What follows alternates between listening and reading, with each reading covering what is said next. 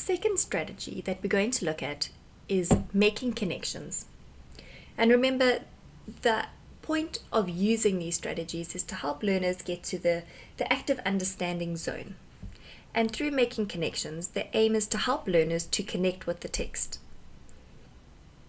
through making specific connections. So there are three different types of connections. The first is a prior knowledge connection, and this is where learners identify something in the information that they have previously learned or been taught. This could be from previous grades or the lesson before, it doesn't matter. The second connection is a situational connection, and here learners identify with something in the information that they can connect to a previously experienced situation, something that they have experienced themselves, that when they're reading the text they are reminded of the situation. A personal connection, and this is where learners identify something in the information that they can connect to their own personal lives.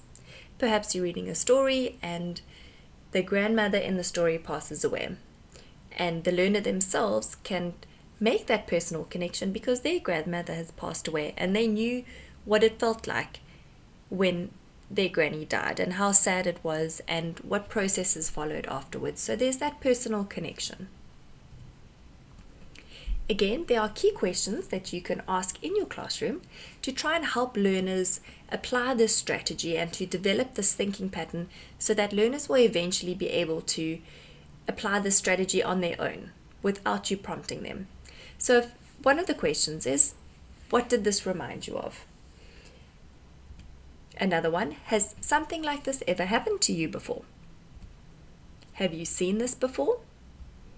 Can you think of something similar? And as you can see, all of these questions are designed to prompt learners to reflect on their own situation, their own experiences, to try and make sense of the difficult text that they are reading. Let's work through a teaching example together. This piece of text is titled Economic Growth and Development.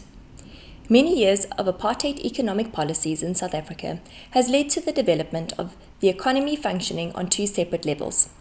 The upper, or first economy, is highly productive and competes in the global market. It is organized and saturated with highly skilled individuals. The participants of this economy benefit through wealth, access to opportunities, and an increased standard of living. The bottom, or the second economy, is made up of informal businesses and individuals who are marginalized by the apartheid policies. These participants are poor and struggle to survive. So this is the text that learners are going to be presented with. And the questions that we're going to look at that you can ask the learners is to prompt them to really think about what they are reading. So a key question you could ask is, have you seen or heard about this before? So again, you read the information to the learners, then you allow them time to read it on their own, and then ask them if they've ever seen or witnessed these two different economies on a daily basis. And some example answers could be, yes, I often see people selling couriers on the side of the street, and these are people participating in the second economy. And yes, the shop owner down the road drives a very nice car. So that person is obviously participating in the first economy. Another question you can ask is, what did this remind you of?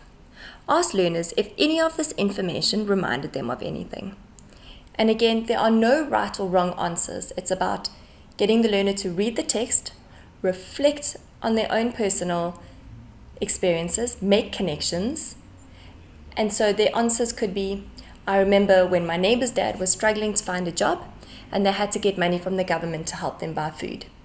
So it doesn't specifically relate to exactly what they have read about, but it definitely forms a connection between their personal experience and what they're reading, which will help learners to understand and make sense of what they're reading better, help them to memorize and to recall information much quicker and more accurately.